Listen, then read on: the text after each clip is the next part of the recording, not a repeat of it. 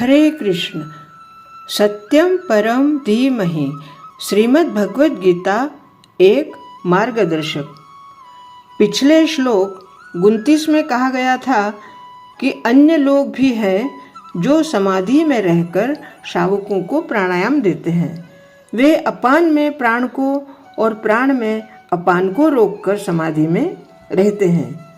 अन्य योगी कम भोजन करके प्राण की प्राण में ही आहुति देते हैं। आज अध्याय 4 दिव्य ज्ञान श्लोक 30, 31 और 32 देखते हैं। आज के श्लोक में भगवान हमें क्या समझाते हैं और भगवान का क्या संदेश हम समझ पाते हैं, कितना हम अपने जीवन में उसको उतार पाते हैं। श्लोक 30। अपरे नियताहारा प्राणात् प्राणेषु जुह्यति सर्वेप्येते यज्ञविदो यज्ञक्षपितकल्मषः यज्ञशिष्टामृतः भुजो यान्ति ब्रह्म सनातनम् नायं लोकोऽस्त्य यज्ञस्य कुतोऽन्य कुरु सत्तम एवं बहुविधा यज्ञ वितता ब्रह्मणो मुखे कर्मजान् विद्धि तान् सर्वा नेमं ज्ञात्वा विमोक्षसे। ये सभी यज्ञ करने वाले यज्ञों का अर्थ जानने के कारण पाप कर्मों से मुक्त हो जाते हैं और यज्ञों के फल रूपी अमृत को चख कर परम दिव्य आकाश की ओर बढ़ते जाते हैं। हे कुरुश्रेष्ठ, जब यज्ञ के बिना मनुष्य इस लोक में या इस जीवन में ही सुखपूर्वक नहीं रह सकता, तो फिर अगले जन्म में कैसे रह पाएगा? विभिन्न प्रकार के यज्ञों यथा द्रव्य यज्ञ, स्वाध्याय यज्ञ तथा योग यज्ञ, इन सब की उपर्युक्त व्याख्या से यह देखा जाता है कि इन सब का एक ही उद्देश्य है और वह है इंद्रियों का निग्रह। इंद्रिय तृप्ति ही भौतिक अस्तित्व का मूल कारण है। अतः जब तक इंद्रिय तृप्ति के भिन्न धरातल पर स्थित न हुआ या स्थित न हुआ जाए, तब तक सच्चिदानंद के नित्य धरातल तक उठ पाना अत्यंत असंभव है। यह धरातल नित्य आकाश या ब्रह्म आकाश में है। उपर्युक्त सारे यज्ञों से संसार के पाप कर्मों से दूर हुआ जा सकता है।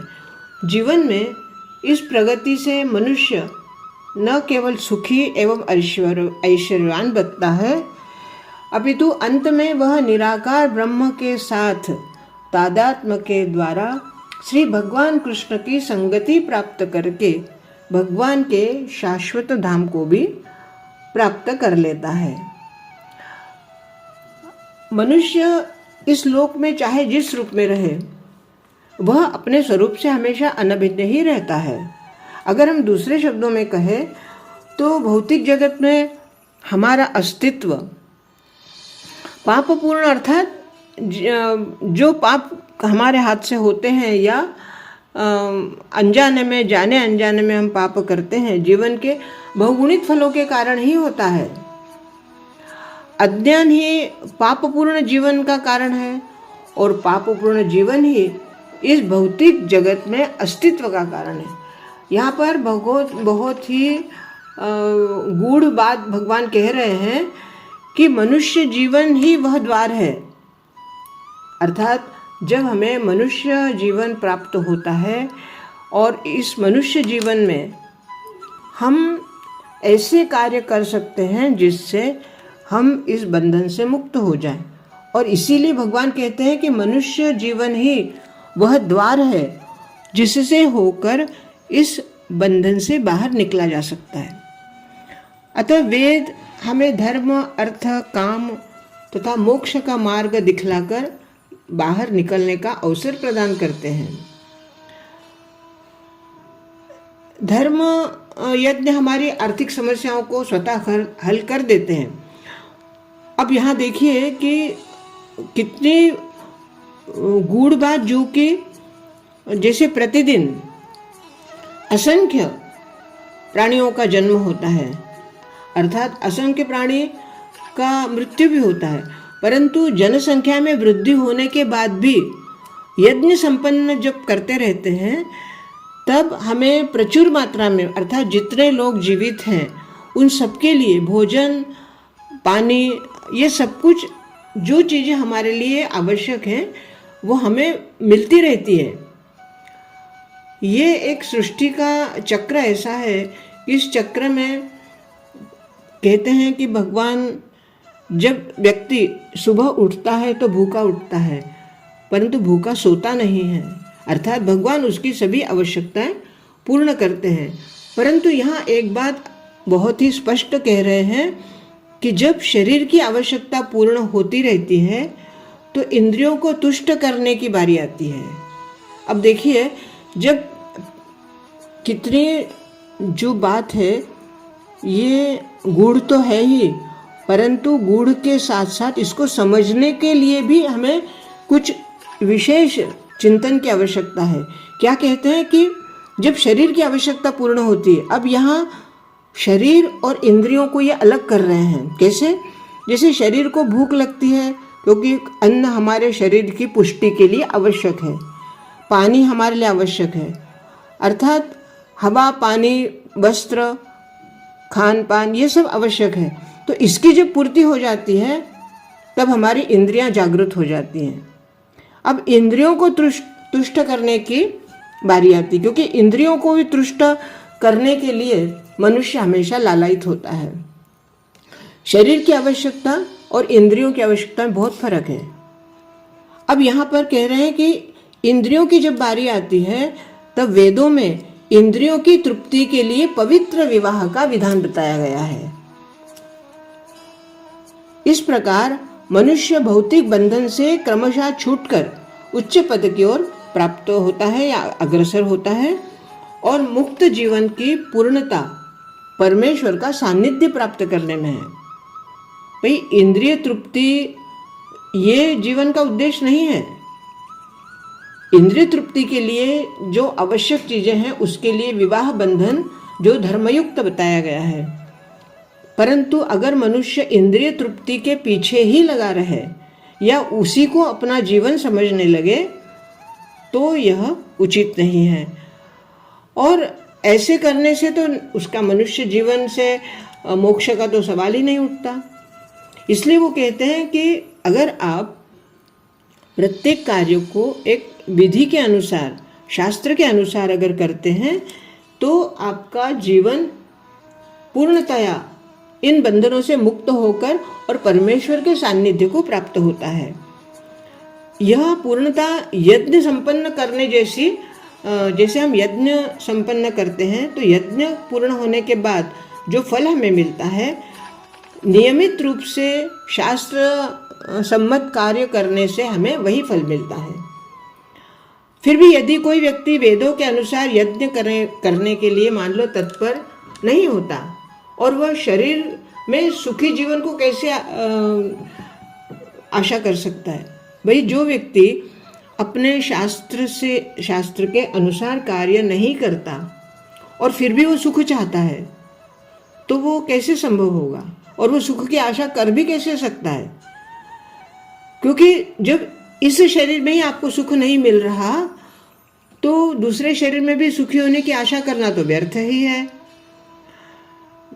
अब यहाँ मतलब भगवान कृष्ण हमें इतना स्पष्ट तरीके से दिव्य ज्ञान दे रहे हैं कि मनुष्य अगर अपने दिमाग को, अपने चित्त को एक बार शांत करके और अच्छी तरह से श्रीमद् भगवद गीता का अध्ययन करे और उन श्लोकों को समझे और समझने के बाद फिर अपने जीवन में उतारे तो परमेश्वर उससे दूर नहीं है, क्योंकि परमेश्वर की ही वाणी है। गीता मतलब कोई साधारण शब्द रचना नहीं है।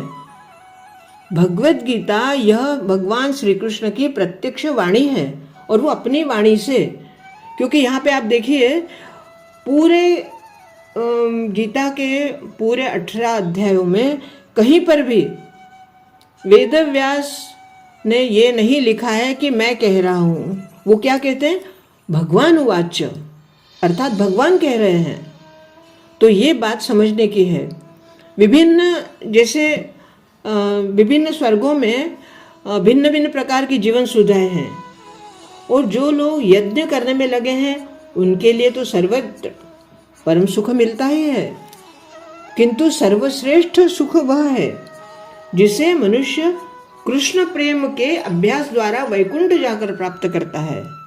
अर्थात कृष्ण प्रेम ही जीवन है, और कृष्ण प्रेम जीवन ही इस भौतिक जगत की समस्त समस्याओं का एकमात्र हल है।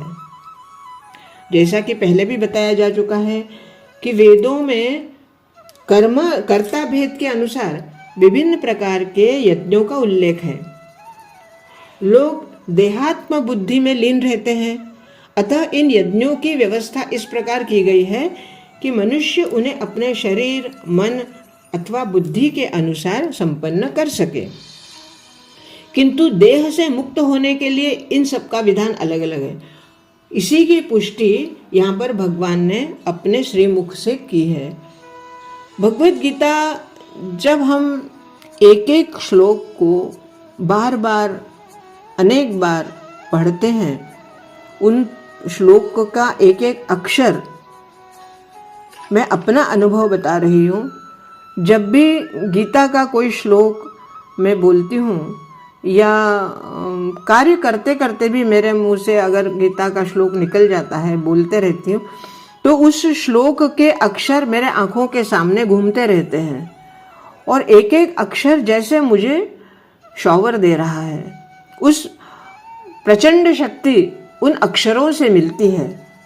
ये अनुभव उन सभी को होगा जो गीता का नित्य अध्ययन करते हैं, क्योंकि गीता की जो वाणी है वो प्रभु की वाणी है, और जब प्रभु की वाणी ही आप अपने मुख में उसको घोलेंगे मिश्री की तरह, तो निश्चित ही आपका जीवन अत्यंत रसमय, मधुर और आनंदमय हो जाता है।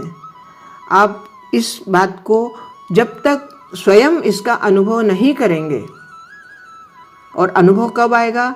जब श्रीमद् भगवत गीता एक मिश्री की तरह आपके मुंह में घुलती रहेगी, तभी आपको इसका अनुभव आएगा। आज के लिए इतना ही। बहुत बहुत धन्यवाद। हरे कृष्ण हरे कृष्ण।